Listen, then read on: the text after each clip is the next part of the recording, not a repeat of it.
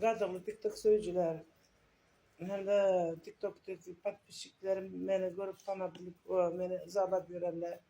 Ben şu an yine 3 minutluk yani yapıyorduk ben. Sebep TikTok platformasına gelmişleyin. Burayı hakta görün verip bilmerim. Yine oturup oylap görseniz yine bir yıldan beri işlep görüp ben.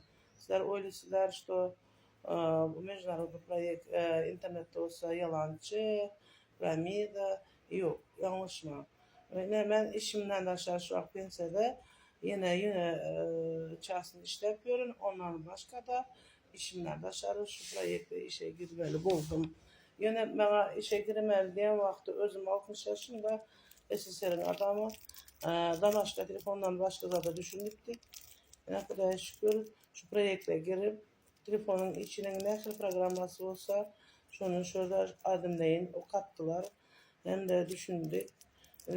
Hem de işin dışarısından kömek iş bulup duran şu projekt hiç kime yalancı bulup duran yok. Hiç kime demesine girdecisi olabilir çıktaslı olmaz. Yöne her bir yere işe girsen, instituta girsen hem yola yüresen hem elinde tölegi vardır. Her bir proyekte hem özünün koyulan pulu bolar hem her proyekte vaktinde özünü abratlı özünüzü alıp biliriz. Yine şu projektin biri de şu bizim işletmenin halkara projekti bir projekt. Bu projekte yöneki adamlar işleyer. Yine benim yağlı. Sizler fikirleriniz ey yöneki işletmede yeni de oturan bunun projekti olsa pullu olmalı. Bu nerede yöneki koyuyor? Doğru. Sizin fikriniz doğru. Yönesiz, öz gözünüzden gelinden şuraya gelin. Adamzatta kemçilik yok mu? Bir şey koydun da 150 dolardan tazadan aldın. Şu 150 dolar ondan sonra sen kazancı edip başlayan. Kazancın birinci kazancı diyen senin öyünde kemçiliğin az mı?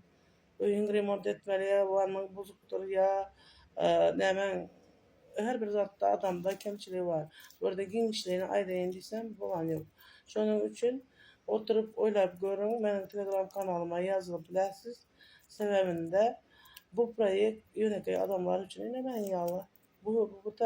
Bu yerde edecek işinize yine hateti 1 minut, hateti 3 minut, hateti yarım minut koyup yine şunu yağlı reklama ediplersiniz.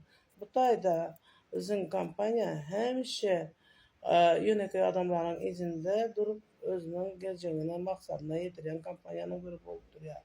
Şunun için Telegram kanalıma abone olup ben sizi Telegram kanalda karşı